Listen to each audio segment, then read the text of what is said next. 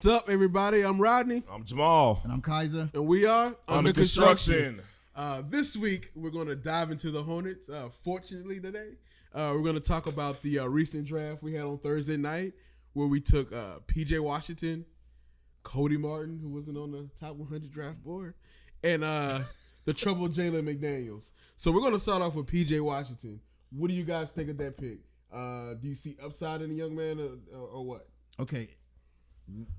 I will start this one off. All right. So as far as the PJ Washington pick, fan reaction, of course, was mostly negative, but typical. We saw that coming.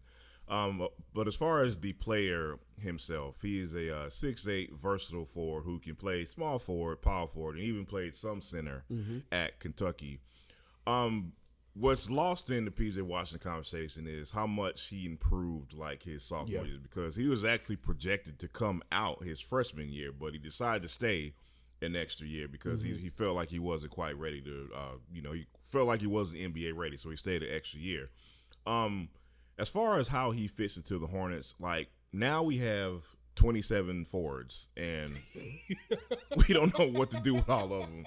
Now, granted, free agency and the offseason is not complete yet, and we don't know who's going to be dealt, who's going to, we don't know how the roster is going to shape up yet. But as it stands now, we have a huge cluster of forwards on the radar right now. And Mitch infuriated everybody, mentioning the G League with the 12th pick in the draft. However, I think fans tend to forget that Dwayne Bacon and Devontae Graham spent some significant time in the G League, and they were that much better for it. Somebody told me that that time in the G League for them didn't help because they were already good. Do you think the G League helped them or not? The G League is there for a reason. And, right. But seriously, considering the way college basketball has, in my opinion, negatively impacted the NBA with one and dones and two and dones. Guys do not stay in college to hone their skills. Right. And to be fair, the fans in the NBA don't want them to, because they'd rather have a 21-year-old guy they can develop in the NBA style of play rather than a 24, 25-year-old guy who has honed his skills in college. But the G League is supposed to bridge that gap. And people are like, well, it's a lottery pick. Well, it's a 12th pick. I don't even like to look at it. I mean, yeah, technically it's a lottery pick, but it's the 12th pick. And we talked about last week how historically the 12th pick, just you're not going to get an all-star or superstar. And on top of that, man, like this draft class is just not the strongest draft class as it is. Outside of the top four, you're really at a crapshoot at that point. I would just say top three, to be honest with you, because I don't have faith in number 4 on down. Because the thing is, like, even with Cam Reddish, like, me and Rodney kind of were excited about Cam Reddish's potential, but I wouldn't be surprised if he spent time in the G League, because you talk about somebody like him, he only shot 30-something%, man. Yeah. And again, everybody's excited about his potential for good reason, but that doesn't mean he's ready for the NBA the yet. top three are NBA ready for Zion because of his physicality. Right. We've never really seen a specimen. Top 2 picks are from like South Carolina. Yeah. Shout out to South Carolina. Yeah, and no then, doubt. Ja Morant, his style of play makes him NBA ready. Right. Not necessarily. And he's freakishly athletic too, man. Deceptively. So, considering that the NBA, is a league of, athletic skill-based players that can shoot, and have, good handles, he's going to fit in. Everybody outside of that is, but question marks. I want to talk about the draft strategy as a whole rather than just P.J. Washington, because when I think this is only Mitch's second draft as a Hornets, and he's had to pick 12th twice. Right. So it's not really fair to admonish him for the picks that he made, especially since Miles Bridges didn't turn out to be that bad, y'all. Right. I mean, I think we got a pretty good one as well. Some people argue that he has limited upside. What do you say to that? No. Who? Miles Bridges? Yeah, some people are arguing that. I've seen that argument. No, we've seen it on Thursday. No. We definitely have seen the argument. I don't understand it, but I don't. What is his limit then? The only argument you could make for that is that he's what they call a tweener. Yeah. Can he play the 2 or the 4? And we don't want this, not the 2, but between the 3 and the 4.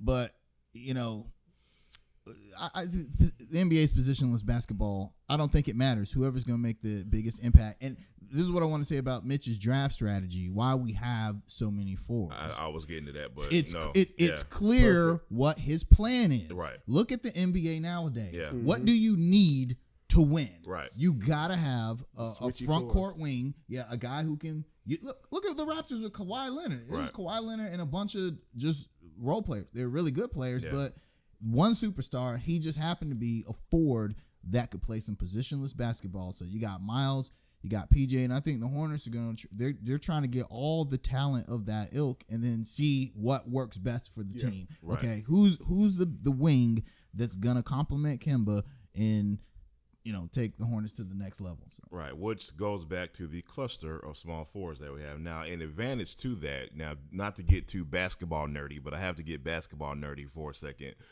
When last season when we went with Bridges and MKG off the bench, when Bridges wasn't starting, they caused hell defensively for teams because they could switch anybody. Right. Yeah. And with today's NBA, and you got centers shooting threes, and you got Clifford's defensive strategy used to be to scramble to switch everybody. Mm-hmm. When you have so much versatility at the forward position, you don't have to scramble defensively. All you have to do is just switch your man. Mm-hmm. Mitch sees that, and like you said, Mitch has a clear vision as far as what he wants from the team. That doesn't now saying this. We still do need that rim protector. I still think we need that guy down low, the enforcer. So I thoroughly believe that. This is going to be my next point. We've talked about this off camera about how overvalued the center position is in the NBA. And I think your center just simply needs to be a guy who competent, who knows how to play around the basket, mostly defensively. Yeah. You need a guy who can get the boards, tip the ball out.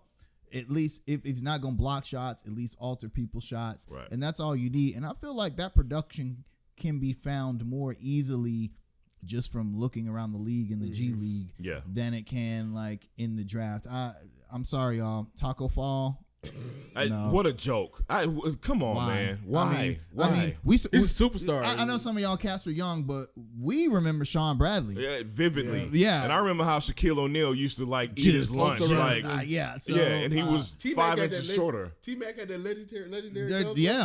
Piped on him quite easily. Statue. George Mirasan. I mean, you could go on and on with these really big guys in the NBA. Manute Bol was kind of the exception to the rule, but that was because he was actually a really good defender. Right. No one, you weren't going to dunk on him, although Jordan did. But you weren't going to dunk on him. You weren't. I mean, shoot threes too. I mean, his ability to block shots is just legendary. But I mean, you weren't even going to get that from Bol. Right. No. Speaking of bowls, man, I wouldn't have been opposed to Bol in the second round. I feel like the risk reward factor in the second round was valid. Great, I would have been okay with him picking Bol. At the 12th, I don't know. Yeah. He's skilled for a guy his size. He can actually dribble. Yeah. He can shoot. He can move. He move. However, those foot injuries. Thank you. 9 games into his college career, foot injury, and he said, "You know what? Screw it." He weighed 208 pounds. Not just foot injuries, stress fractures. Let's be specific. Yes. For a 7-footer, that has never worked out with 7-footers. Like, we can go down the history of 7-footers with foot problems. Greg Oden, Ilgauskas. Okay, so somebody's gonna bring up Joel Embiid, though. Right. And my point to that is, look how many games he played since he's been drafted. Look how many games Cody, I can't wash my car without injuring myself, Zeller has. Okay, right. They Joel Embiid is rarely on the floor. Anthony Davis. He's missing many games. He's yet to play a full season. Yeah. Foot injuries on big guys, red flag. Right. Yeah. So I was not on the Taco Fall Bol bandwagon. Man, so let me ask you a question. So what was your reaction when we picked Cody Martin? I mean, I didn't see anything special from him in particular at Nevada or NC State. Man, my local kid though. My reaction was like, well, I guess I just got to trust Mitch on this one, because I didn't see a lot of the kid, honestly, man. And from what I hear about him is that what Mitch likes about him is his versatility. Like, he can play some point, he can play 2, and he can play 3. So I guess he was looking for that ball handler to put on the floor at any position, which that sounds great. But again, I didn't see enough of the kid to really form a strong opinion. I just was like, yeah, I'll trust Mitch on this one. Gotcha. Yeah, same. This is one of those things where, plus I don't get too worked up over picks outside the first round in the NBA. Right. I mean, historically, you're just not gonna get much out of those guys. Yeah. I mean, for every a lot of second round picks don't even see the league. They don't even see the team that they're drafted by. That pick, I'm just gonna trust Mitch's judgment on that. Right. The Jalen McDaniels pick. Oh, we'll get to that real. Well, yeah, that's another story. I see. He wasn't even there at the press conference. Yeah. and Mitch said he did know about his discretions. Yeah. And so it's creepy, man. That's disappointing. Yeah, very. That's disappointing. Yeah. I from a basketball sense, I understand the pick. Right. You got a small forward big small forward, athletic from San Diego State. Yep. I mean, hey, Kawhi Leonard, pretty good pedigree. Yeah, numbers actually better than Kawhi Leonard's as far as scoring output, defensively about the same. He's the same ilk. Yes, like seriously, exactly. Yeah. We're not saying he's turning into Kawhi Leonard, y'all. No. Calm down. But let's be clear, Kawhi Leonard was not a highly touted draft prospect either, and the Spurs saw something in him and took him, and that could be kind of a Borrego thing, as far as when influences pick. However, the important issue here. Yes. Take it over. Given his legal issues and what he's been accused of, we can't have. I'm sorry. Rodney, why don't you tell people the story behind Jalen McDaniels? So when he was in high school, it was an incident with two separate girls, if I'm not mistaken. He recorded them doing sexual acts with him, and he plastered it online. Come on, man. Which is, I don't care if you're in high school, you shouldn't do that. Right. He should know better. So I think the Hornets may be looking at this as if this is the transgression of a young kid, 16, 17 which I get. Okay, I get that. I've been a teenager, although I never did anything like that as a teenager. Right. But I know that teenagers do stupid things, and this was just kind of those stupid things. But what the Hornets have to look at is that this wasn't like 10 years ago. Right. This was fairly recently. This is fairly recent. 2 years. So you've got to, coming into the NBA is tough enough. Right. Mm-hmm. You're overnight millionaire. Right. So you got a guy who, as a high schooler, obviously wasn't that responsible enough. And so now you're going to give him a few $1 million. And then what? I mean, we're not in the business of babysitting cats. I don't want any of the Hornets veterans to really feel like they got to constantly keep this dude out of trouble. Right. I'm not saying that's what it is, but you're going to have that stigma over you. And I just felt like that was just disappointing for the Hornets. To make that move. I echo the same sentiments, but I'm going to say something that's kind of sad, but I really believe it to be true. And I'm speaking particularly of Charlotte as a fan base and as a city. I don't think Charlotte is going to care enough because, and I hate to say that, no, you're right, because the thing is, number one, our fans are like, who? I don't know that dude. I ain't never seen the dude play. Whatever, blah, blah, blah. They probably don't like the pick. They probably don't know who the guy is. They don't think he's going to play. So nobody's going to care. However, the Hornets like that, right. Well, I mean, because let's look back at Jeffrey Taylor. Remember Jeffrey Taylor had an incident, a domestic dispute, a domestic violence incident. Nobody cared. The Hornets took care of him. They cut him. They traded whatever. They released him, whatever they did. He didn't play for us anymore. It never gained any steam. Mm-hmm. I honestly don't think this story is going to gain any steam. And it's kind of unfortunate because there needs to be attention brought to it. Yeah. There needs to be attention brought to the victims who suffer from it. Again, like you said, I don't care if he's a kid or not, man. Like, that's just a stupid mistake. Right, yeah. And it just needs to at least be addressed more. That's why we're addressing it, because we want to bring attention to it. Now, it's up to everybody individually to gauge how much you're going to be mad at him, or if you're going to forgive him, or if you're just going to say, okay, he was a dumb kid, let's move forward. That's up to everybody individually. But again, it at least needs more attention than what it's getting. I agree. It's it was kind of disappointing to see them make that pick and then, not address. There's nothing wrong with addressing it. Mitch, Hornets, George, there's nothing wrong with addressing it. Right. And but you guys didn't even have him out there. Yeah, right. Exactly. To take those questions and at least coach him now, up about it. Let's talk about that specifically for a second here. Like, do you think that's a tough call? Like, you got this, what is he, 19 years old? Yeah. Like, maybe that's a tough decision to throw a kid out there in front of. You're gonna throw him out there against to the play. Kawhi Leonards of the world. Right. So it's a grown man league, right? Right. Yeah, I mean it's a rough situation. Maybe Mitch did the right thing by not having him out there because he could have said the wrong thing. I could see the Hornets trying to protect him, but no one's addressed it. Right. Yeah. If you're not gonna have the player make a statement or his representatives or his lawyer, because he's got a lawyer or somebody, then the team needs to at least say, hey, look, we're aware, we've discovered that there's no pattern of behavior, whatever. Say something. Mitch did say that he was aware of the situation. Well, which I'm like, okay, he must know a little more than that's true. Yeah, that could be true. Like, on this one, I'll give him the benefit of the doubt, but I am still. I know the climate of professional sports nowadays doesn't really allow for a lot of leeway in situations like this. Right. We saw what happened with the Greg Hardy situation, and although there was a lot of nuance to that, ultimately the Panthers, I feel like, made the right decision. Yeah. They said, okay, we got an All-Pro player, but we gotta let him go because of the climate in professional sports nowadays. We just can't. Yeah, and like you said, ultimately ended up being the right decision, man. Yeah, absolutely. So hopefully the Hornets can. We would all like for them to move on from this, but I feel like you at least have to address it. Yeah, no doubt, definitely. All right, so I'm gonna throw this out there. Yeah. Recently, I was listening to the Bill Simmons podcast, BS Report, whatever it's called now, with The Ringer, and he suggested that we could have the lottery on Thursday night. And the rest of the draft Friday. This would allow more trades, more information on the background stories of the players, and just give the players more time to soak it up. What do you guys think about that? And what do you guys think about the draft in total?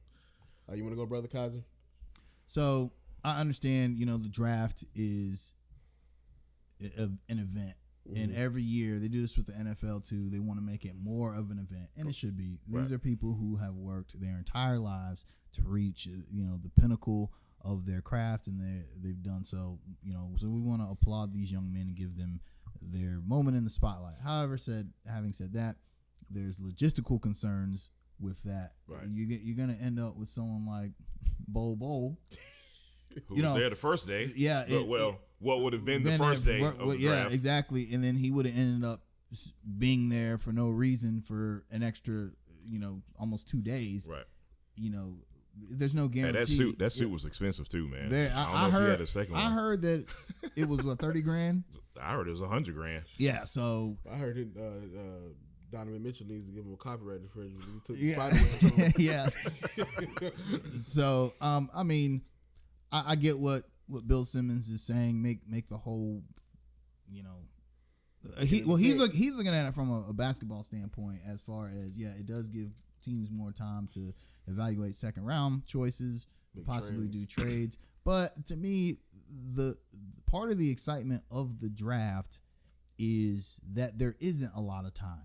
You got to hurry up. You got to get your pick in. Yeah. Okay, second round's coming up. You got your draft board. It's this organized chaos, I think, that makes the draft exciting. If you stretch the draft out, I think you lose a little bit of that. Yeah, right. Because then you can take it. Okay, we're gonna take a break, and we'll wake up in the morning and look. No, don't wake up. No, we want that done now. And as fans, I want to hurry up and see who my team's gonna pick in the second round. I don't feel like there's a need to drag it out. Yeah.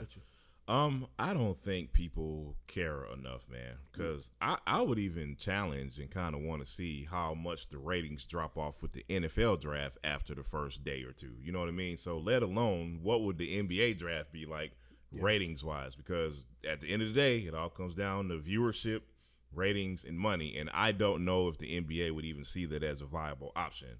And we mentioned off air, like, man, after the lottery, man, as far as a lot, I wasn't going to say casual fans, even a lot of hardcore fans kind of check out after that, man, because after that, there's not going to be like a lot of highly touted guys getting taken outside of Bobo, but we know his situation with his. A lot of people question his weight, his motor, and his injury, to be specific. But outside of that, there's just not a lot of guys that fans are going to get excited about at pick number 33 and pick number 40 and all this stuff. So I just, to me, I kind of see it as I see it as pointless, man. Just kind of keep the draft the same, man. No need to change it. Me personally, I like the idea. Like, to my knowledge, I think the Hornets were close to a trade. And they had to kind of make this rush decision with PJ. Right. And I think with a little more time, I think a trade would have been completed. If it were more time to do so. A little more time to do within the picks. Because they waited to the last second to make that trade. I mean, to make that pick. Yeah. And so, like, it'll give you a little more excitement, a little more backstory, and possibly shorten it up. Because that whole night is too long to me. Speaking of that, I'm glad you brought that up. I really wish we had more intel as to what happened or what may have happened with Mitch. Because we had heard, the rumor was all week. They were scrambling for the pick, and that Mitch really wanted to trade the pick, but he didn't want to give up too many assets. Yeah, he wanted to make a pick and then trade that pick. But see, now I hear that. And then I look at Minnesota trading Dario Saric and their pick to get up to number 6, and I'm like, we couldn't make that happen? Yeah. I mean, we didn't have, to be honest, I don't see anybody as valuable as Dario. I mean, I don't. You don't think Frank is as good as Dario Saric? Frank is a restricted free agent. Well, that is true. I mean, Dario has been in more important moments. Like, but that's just because ride coattails and exactly. He's on a better team, basically. He's just on a better team. But regardless of player comparisons on the Charlotte Hornets, man, like I still look at that and was like, that's all it took, man. Like, but sometimes I think that GMs will look at things that happened in the past. I mean, that speaking of Frank, that whole situation with Boston and the picks, we'll never see that again, and that ended up, it worked out the way that I think it best worked probably out. was going to work out. Yeah, exactly. So I think that now teams are wary of offering them any just trading picks and assets on draft night. I think a lot of teams are, especially with the G League, this goes back to the G League conversation. They're like, we can pick up a asset that we really like, right, and then develop him, and then try and bring him to the league, rather than trade that pick for someone that's already in the league. Or I agree. Most GMs are smart except for Rob Pelinka. All right, we're going to transition into the. Hold up, man. Hold up. You trying to tell me that if you forget to leave room in the salary cap for a trade, you're not a genius? No. I mean, Magic said he was a snake, so I believe Magic. What's the salary cap? I mean, if you're like the Lakers, they don't adhere to such rules. Salary cap. Lakers fell up, man. They get to fail up. It must be They're nice. Still favored to win the championship, despite that huge blunder. Favored by who? ESPN? Well, is that really a surprise? Vegas. Yeah, exactly. Is that really a surprise? No, because that's the lead. That's the trending topic with ESPN. Oh man! But we're gonna transition into our back-to-back winning seasons. Why? Because we never had one. All right. Boom. Hey, let me talk about that just for like 10 seconds. I think it's maddening that the Panthers won the NFC South 3 seasons in a row. We're the only team in the NFC South to do that, by the way. Yeah. In the almost 20 years that division has existed. And we still don't have a back-to-back winning season. That, like, even mathematically, you're like, well, how does that happen? work? How does that work? Right. I can look at these records. Yeah, lined up like that. Okay, all right. But Gerald McCoy was on First Take and Undisputed. He just aired some of his grievances with Tampa Bay. How do you guys feel about his appearance on the show? You want to go first? Yeah, man. Anytime a former player sticks it to a division rival, it's always entertaining. It is always entertaining. It was. I mean, he was real classy about it. Let's be clear. It wasn't some big middle finger to Tampa Bay, but it kind of was, but in a classy way. I like what he mentioned about the culture of the Panthers. Yeah. He mentioned that in this stage in his career, he was looking to be with a unit who had one common goal. He mentioned having lunch with Luke CMC. And Cam and CMC and a lot of players from the Panthers, and they all kind of seemed like they were on the same page. Mm-hmm. And going back to what I said weeks ago, about him being here, not only schematically do I see him as a good fit, but culturally, this seems like a really good fit. It seems like a great fit in the locker room. He might be that final piece to the puzzle that the Panthers need, man, and it looks very promising. I think, man, you mentioned this off camera. Them giving the number to Sue was a little overblown.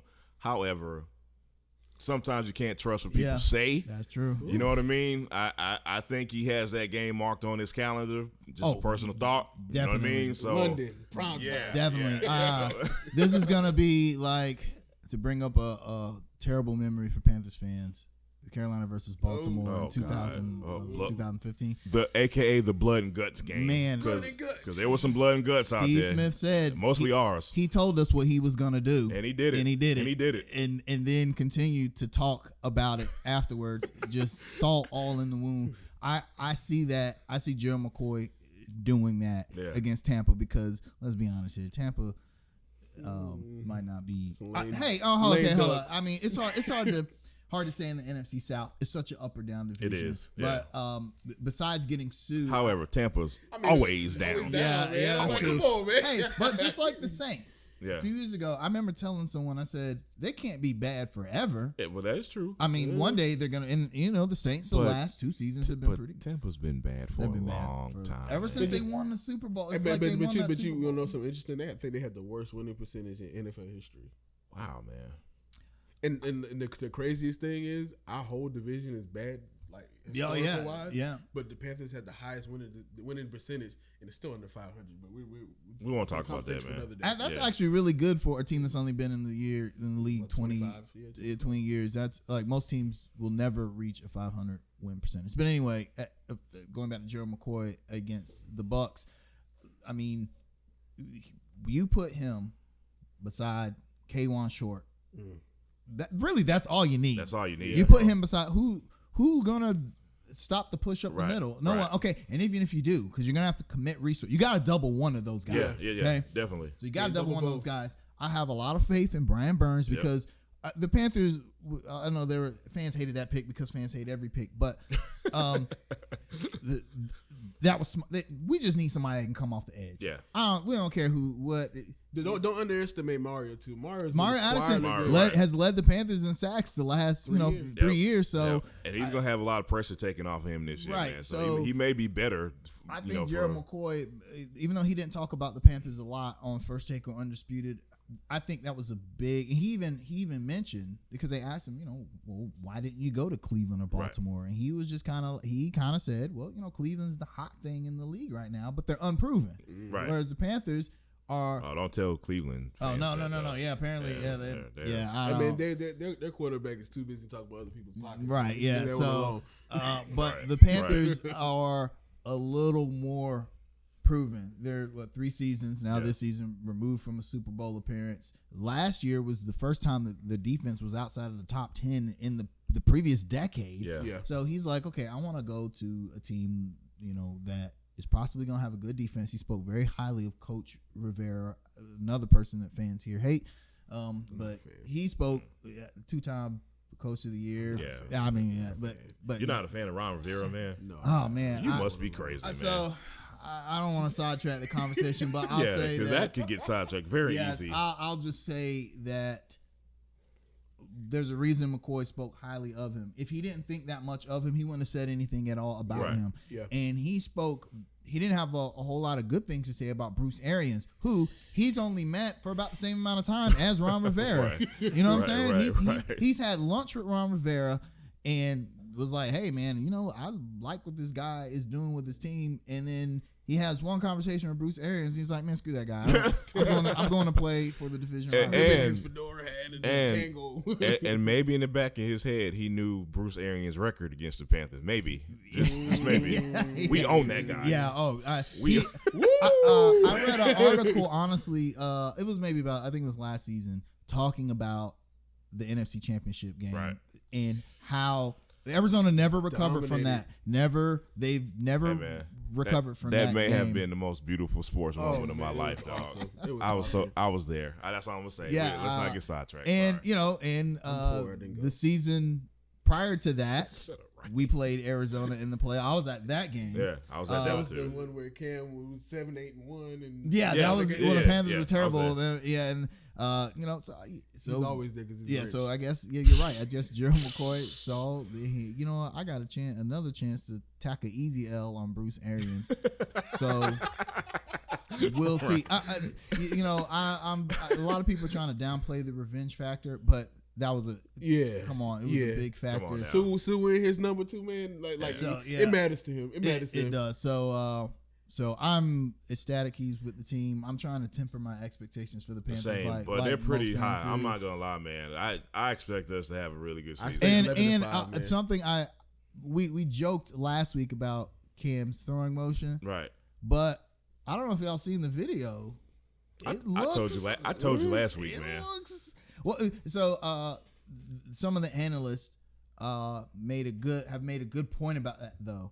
That okay, when you got linemen breathing down your throat, will you revert back? Right. And my thing is, so what? We're talking about a guy who won the MVP with the old throw motion, throwing to Philly Brown. Some guys.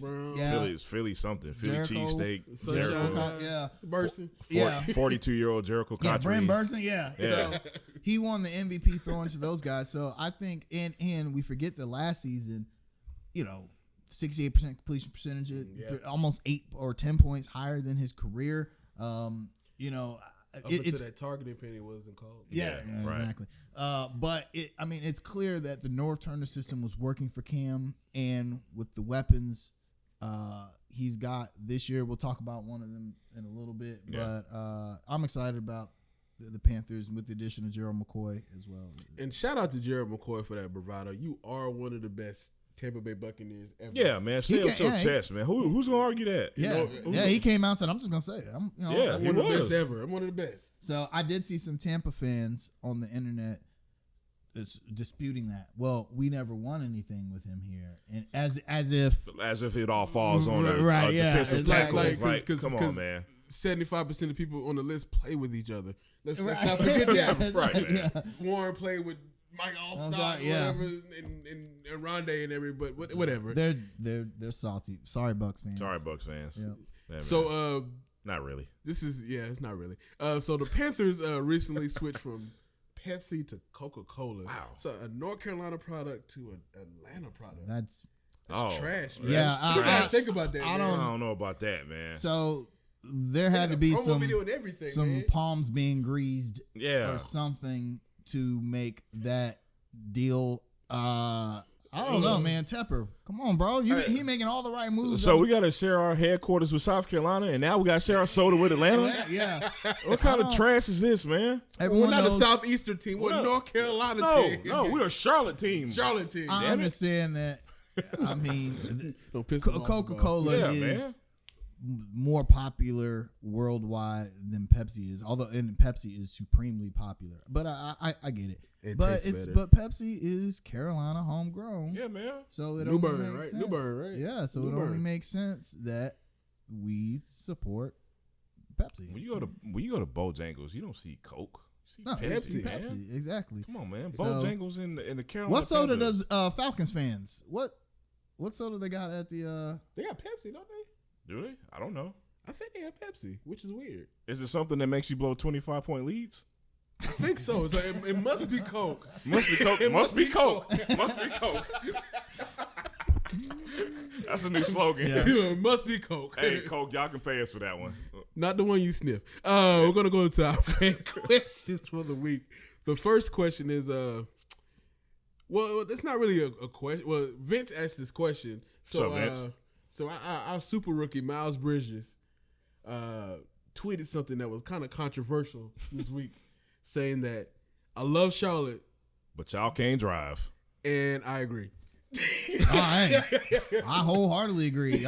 I'm a true Charlottean, cradled to the grave, except with the exception of the 8 years I was in the military. And that gives me a lot of context on this point. I have lived literally all over the world. Okay. Charlotte we're not the worst drivers Atlanta's pretty good. I've ever seen. Top 3? Yeah, I've seen. I mean, top 5. It's not good in Charlotte. We're not the worst though. I'll say that. But I think what it is, and this is gonna ruffle some feathers, but do it. That's what we do around here. Transplants. Man. Hey, yeah. So let me shout them out: Ohio, Connecticut, New York. Hey man, ease up on Connecticut, Virginia, man. Yeah. Michigan, New York, Miles, Michigan, Jersey. Pennsylvania. If you've ever driven 30 seconds in the tri-state area, God bless you for one. But you see the driving habits that come down to here. I remember before I went in the military, it wasn't quite that bad. South Carolina had like the worst driver title on lock back then. And I get out of the military and I live all over, and I come back and I'm like, whoa, what is going on? Hey, I'm trying to can I get over? Like, I got my blinker on. No. Right? Yeah. So I don't disagree with what Miles Bridges said, but there's a reason for that, Miles. It's you transplant, son. So, number one, I agree. I have a story. So I used to work in Fort Mill. God, I don't miss it at all. And every day I used to come from Fort Mill, and I used to take 77 or 485 to get home. I'm not exaggerating. Every single day there was an accident. Oh, yeah. Every day. Every single day. Every day. Every single day. He's not lying. And keep in mind that Charlotte is growing a lot, and nobody's from here. So I don't know if there's a way to see who's getting in these accidents, who's getting in these wrecks. But I'll just say that there are probably more people who are not from Charlotte than who are from Charlotte. So they finally opened the expressway on I-77 North. So I work in Davidson, so I have to take 485 North to 77 North, and it was very it was like Mad Max, Fury Road, for a while there on 77 North in the morning. 77 makes me violent. Yeah, it's terrible. Gosh. But they opened the expressway, which is a whole nother topic of conversation. But we'll have that. But hey, I use the expressway. I love it because I'm a left foot and you can just ball out. Well, you could when it first opened, and then the first time it rained. Now, for those of you who've never driven an expressway, nobody really drives on it. You might see 5 or 6 cars. Everyone else is just sitting in traffic. Right. There's no cars around. And I saw some guy in a Honda. He looked like he had spun out in the rain and crashed up on, it's like a hill median. Ooh. Of course, he's surrounded by, there's nobody around him. Dog, how? Hey, it's like you shouldn't get mad at the person for getting in the wreck because they could be hurt, exactly. But you pass them by like, God, what are you doing, man? What did you do? What did you do? Now there's state troopers in the expressway. They hide behind the medians now, where there were none before because it's open freeway. A lot of people are going to speed, and they probably would have let people get away with. But it's one guy you driving by yourself. And you just spin out in a Honda, dog. It's not a Corvette, man. I'm like, oh my I have God. a question. Did he have a New York tag? He probably did. I couldn't see because the bumper was down. That's messed up. Man. But you mentioned that a lot of people who are from other places bring their driving habits down here, and I totally agree with that. Because I'm gonna tell you why, man. I took a trip to Philly a couple years ago. Let me tell you, man, if you're not cutting people off, if you're not being mean, if you're not being aggressive, you're not gonna fit in driving there. You're not gonna get to where you want to go. Right. And I think people bring that fast pace that I gotta get to where I gotta go now attitude here. I have never in my life had so much trouble getting over and merging that I have in the last 5 years, man. We're so relaxed. So my thing is, I understand. So some driving etiquette. If you are driving straight, you are under no obligation to do anything but drive straight. I completely understand that. Yeah. But don't then make a move to prevent someone else from making a maneuver. For instance, this is my biggest pet peeve. I-77 is the absolute worst for this. If I'm in the middle lane or I'm coming off of the on-ramp and I need to get over into the left lane, there'll be somebody in the far left lane going at a slower rate of speed than me, and when he see my blinker, they speed up. Oh, that is the most big-headed move. I'm sorry. And then, so depending on which car I'm in or if I just feel like lead-footing it or not, if I let that person get in front of me, he slows down.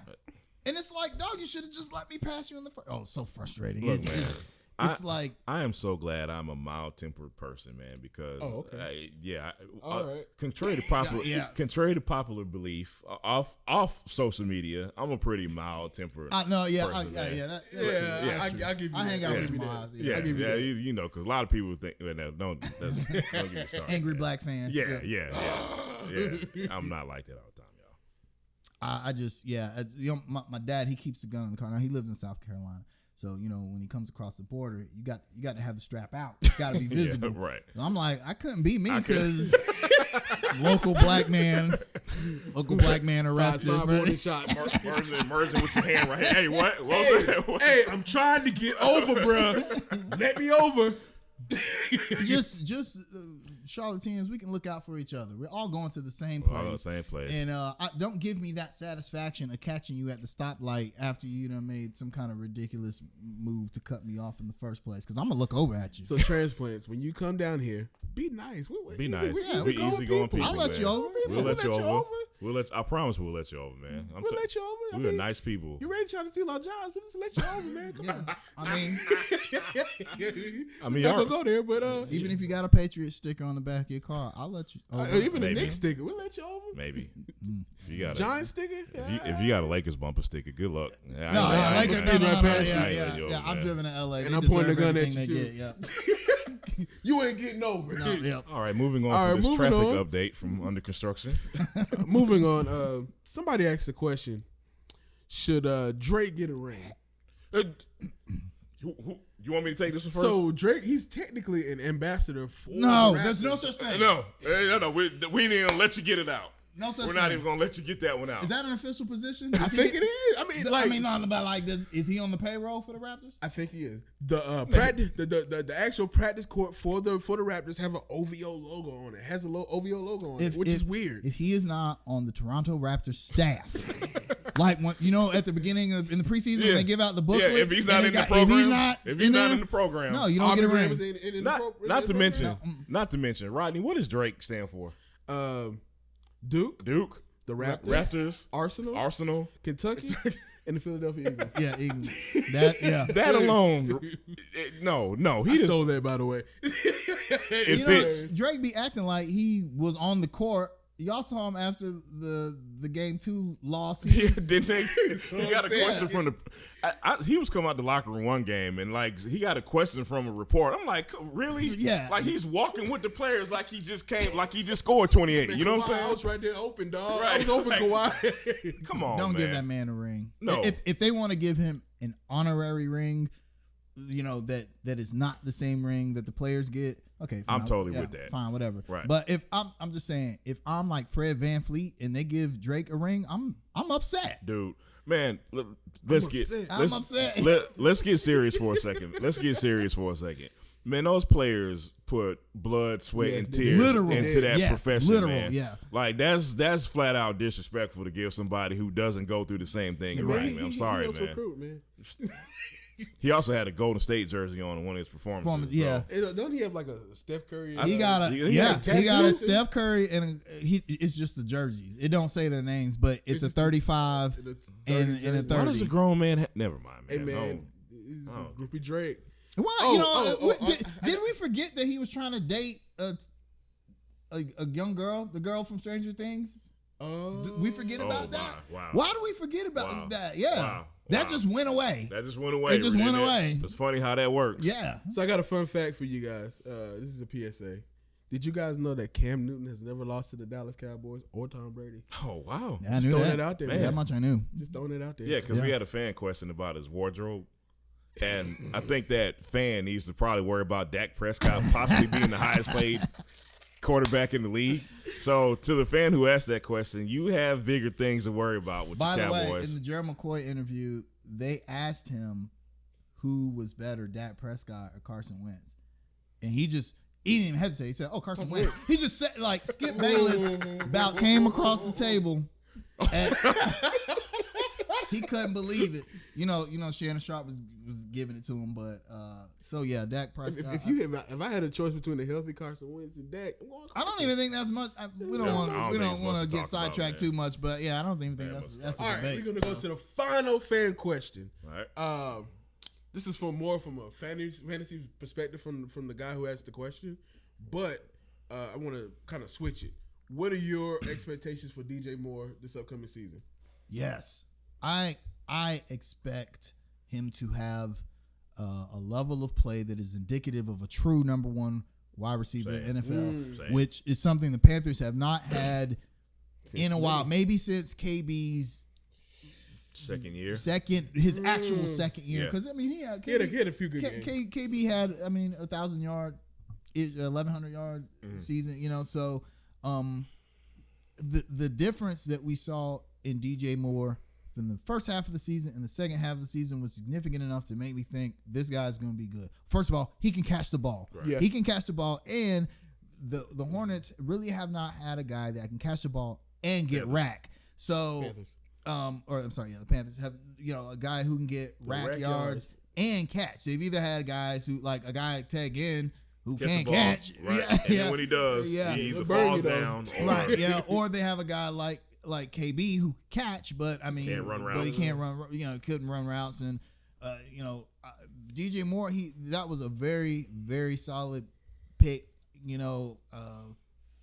Some people felt like he was the best wide receiver of the draft class. At worst, he's second best. I expect a huge leap from DJ Moore next year.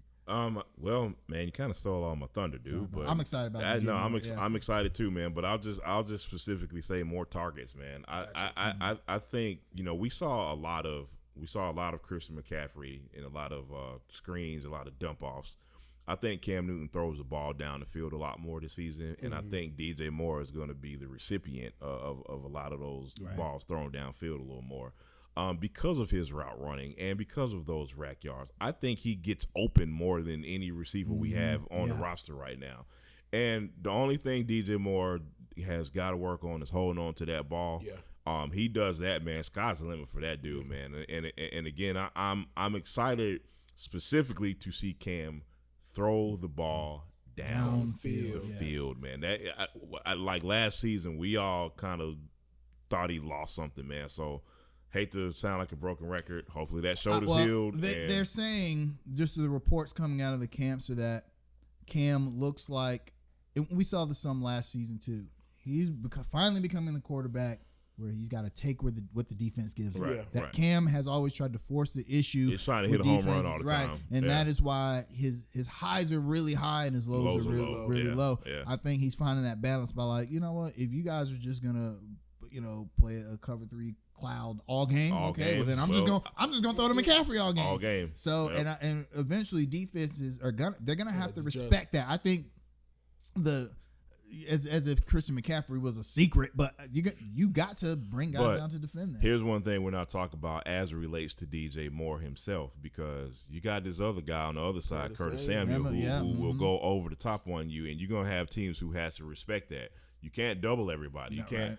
You got Chris Hogan in the slot this year. Yeah. I mean, that's too much to pay attention to. And DJ Moore is going to have a lot of 2 tight ends this year too. DJ Moore is going to have a lot of one-on-one coverage, man, and that's going to be dangerous for other teams. Guard, so you can't guard everybody. You can't guard everyone. Even Greg Olsen is going to garner some. He might not get double, but they're going to shade coverage. The safeties are going to kind of shade coverage over them. Yeah. You can't guard everyone, and if I feel very good about the Panthers' offense. But according to some insider in the league, we have the worst core of receivers in the league. So I mean, they don't want. They don't. If it's not a big public national team, I don't respect their opinion. Yeah, and to be honest, in the NFL, the NFL isn't. We don't determine offensive by receiver cores anymore. Let's be honest. We look at who the big name is. Right.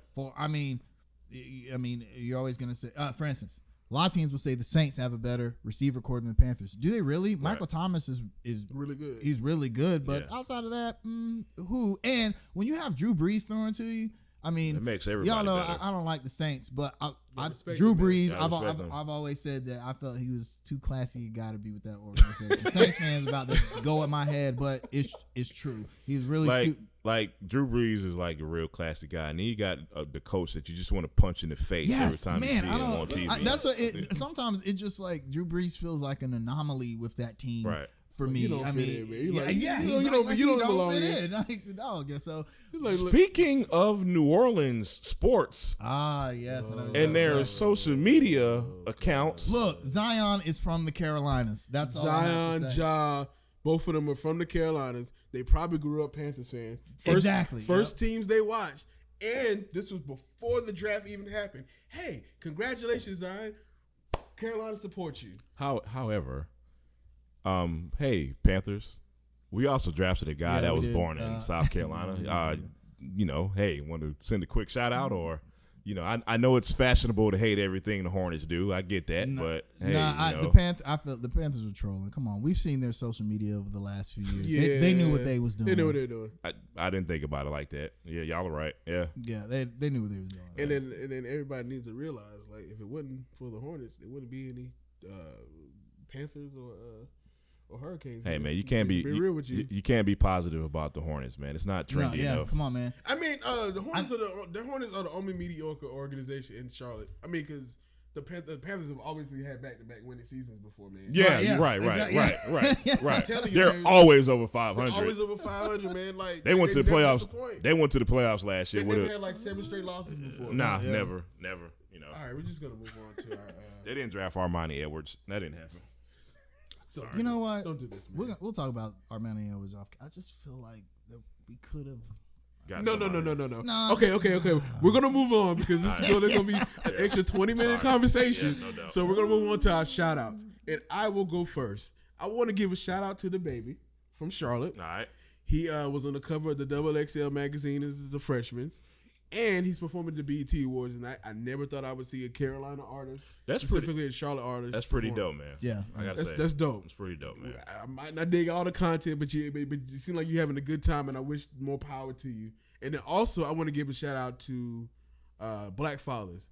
That NBA draft, man, it was awesome to see all those guys with their fathers and their fathers present. Yeah, and even if their father wasn't present, man. Even if their father wasn't present. Their father's presence was there for them, and I love it. It shows that you can have a positive presence for your sons without overshadowing them. Yeah, right. I'm not naming no names. Yeah, right. Not naming no names, but I'm just saying. Let's switch gears, Jamal. Yeah. Go ahead. I have a weird shout out this week, man. I want to shout out the Hornets fan base.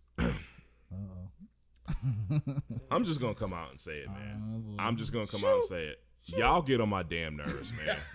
There's no other way I can be nice about it. I'm sorry. I purposely did not say anything about PJ Washington on social media all week. I did that on purpose. Let me just say this, man. We have missed on draft picks. there's no question about that. And I promise I'm not going to spend too much time on this because I really want to, but I'm not. PJ Washington has not played a game in the NBA yet. That's number one. He hasn't played 1 minute in the NBA yet. Number two, and most importantly, when I did engage in conversations about the draft pick, when I did decide that, I'll address this. When I tell you not one person could tell me who would have got drafted at number 12 beside Bo, that's only because Bo became the trendy guy at that point. That is the only reason. Because I dare anybody to tell me how many Bo games they watched in college. Yeah, there was only 9 to pick from. There was only 9 to pick from. Hello? Look, y'all. There's no quick fix for the Hornets to get. We say this ad nauseum. Y'all chill out, man. Y'all don't have to be mad at every damn thing, man. Trust Mitch. let it play out. He might surprise us. We don't know. And if it doesn't work, then you can say, then you can complain and burn him to the stake. But can we at least watch the dude play first before we go into this fake outrage that we already have? But I'm taking notes because if he better not, he better not be a damn all-star because got that fire waiting for you, man. I'm gonna wrap this. I'm gonna wrap this shout out with one last thing. The only thing tougher than being a fan of the Hornets team is being part of the Hornets fan base. I will leave it at that. Absolutely. Yep. I'm tired of y'all. I'm sorry. I love y'all, but it's like Lord, it's like man. my kids. I love y'all to death, but come on now. Oh, go sit somewhere. Yeah, man. My shout out is just kind of a general real quick shout out, by the way, to Vince who won a kickball. Hey, I was thinking about that. Congrats, Vince. Yeah, so brought another championship to Charlotte. Vince is like the GOAT of the kickball circuit in Charlotte, man. He is, man. Like that's the free agent of the year. I know, right? The Kawhi of the kickball league. So, I'm getting the Vince Dunlap jersey. Yes. Get your detachable beard too. James Harden beard. Yeah. I'm just gonna give a real quick shout out to all of the visionaries that we know from Charlotte. I got way too many. If I started naming, it'd be another hour show. You guys know who you are. Just please keep doing what you're doing. Yeah. You know that I'm here for you if you need anything. We're here for you if you need anything. We support. If it's from Charlotte, I'll support it. Say that again, please. Yes, if it's from Charlotte, I'm gonna support it. So keep doing what you're doing and keep grinding. I saw a report recently. Two reports that were contradictory. One said that Charlotte was one of the best growing cities for African American entrepreneurs, and then the other one was that black women are leaving Charlotte. Yeah, so which is very disappointing. Yeah, to see that, so man. Don't leave, stay. We got you. Right. We'll support any way what we can. What you need? Yeah. We no love doubt, you, man. Hotel Rodney's out. Hotel Rodney's out. Shea butter, baby, we love you. I guess that'll take us to the end, huh? All right. Thank you for watching us again. Hope you guys have a wonderful, positive week. Go Charlotte. Go Hornets. Go Panthers. Go Checkers, and go Knights. Hey, man. One last thing. What's up? Free agencies next week. Dum, dum, dum. Oh boy. Y'all have a good one. We'll see y'all next week.